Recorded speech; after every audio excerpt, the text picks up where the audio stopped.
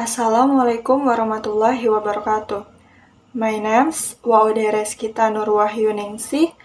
My official number is A1M219120. I will explain my material about testing aptitude for second language learning. Some people seem to be better able to acquire a second language than other people. The traits that underlie this perceived difference in ability are collectively called aptitude, and the need to identify this individual has led to the development of several measures of aptitude.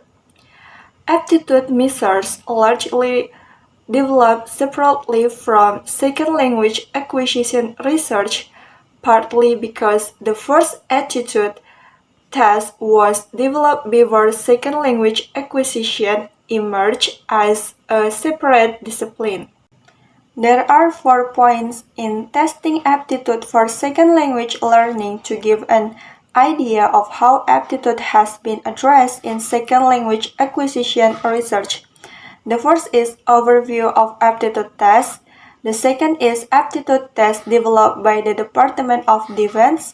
The third is other aptitude tests, and the fourth is SLA Research and Aptitude. The first is overview of aptitude tests. Linguistic aptitude is thought to be a relatively stable set of attributes that predict how well an individual can learn a second language.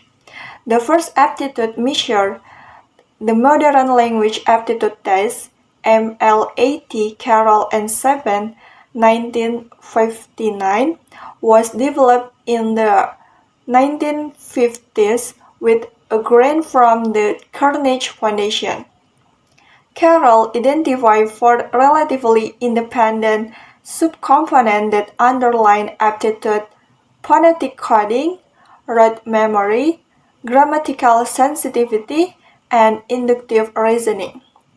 The MLAT consists of 5 sections that test phonemic coding ability, rote memory, and grammatical sensitivity. Inductive reasoning ability is not measured. As originally conceived, the MLAT predicts the rate at which people will learn a second language in an instructed setting. Thus, it is not necessarily designed to predict ultimate attainment, nor it is necessarily designed to identify successful learners in naturalistic language learning context. The second is aptitude test developed by the Department of Defense. The first test developed by the Department of Defense is the Defense Language Aptitude Section, DLAB, which was developed by staff at the Defense Language Institute during 1969 until 1972, Patterson and Al-Haik, 1976. The test requires over 1 hour to complete. The Department of Defense has relied on the DLAB to determine aptitude for language learning since it was developed.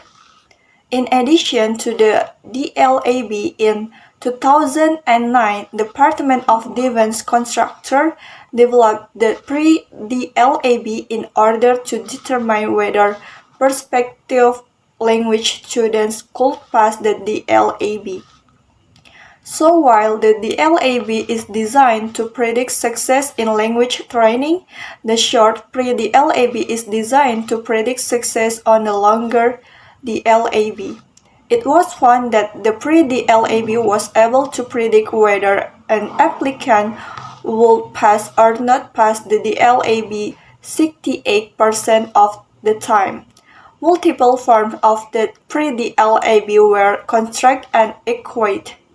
It should be noted that the pre-DLAB does not use an item types employed by the DLAB in order to avoid any potential practice effect between the two tests. In that sense, both steps tap into language aptitude construct.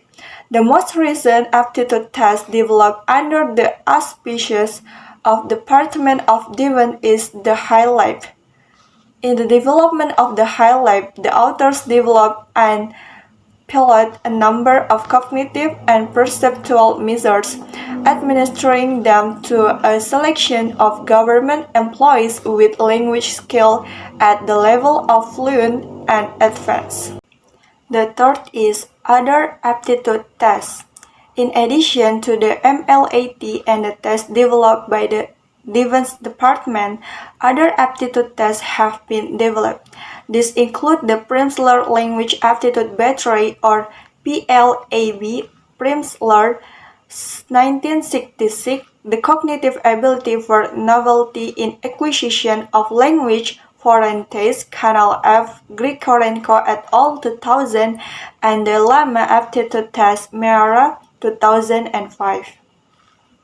While language aptitude tests are mostly used with adults, especially in government, higher education, and business, they are also used but to a lesser extent in other contexts.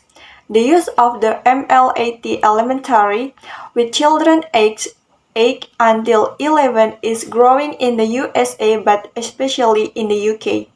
This may be due to increasing interest in foreign language learning in these countries, as well as the increase in the number of both public and private schools that emphasize foreign language within their curriculum.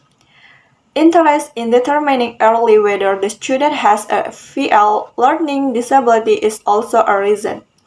The use of the Plimsoll Language Aptitude Battery is increasing somewhat at the secondary level, possibly for the same reason but mainly to determine if a secondary level student has a foreign language learning disability. Nonetheless, in general, language aptitude tests are not a part of general education at the elementary and secondary levels.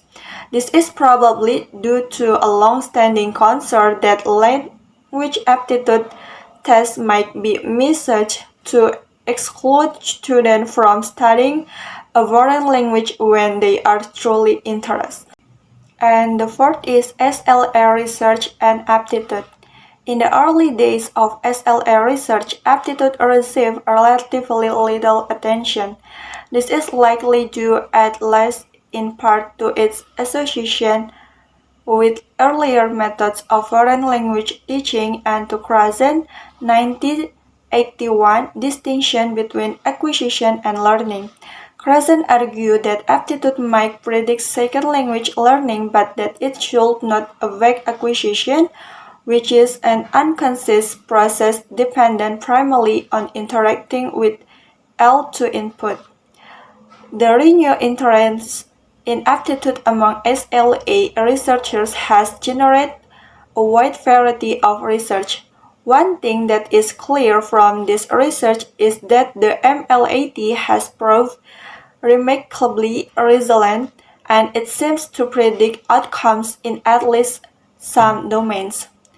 At the same time, however, as Winke 2013 pointed out, aptitude as a construct remains relatively undefined.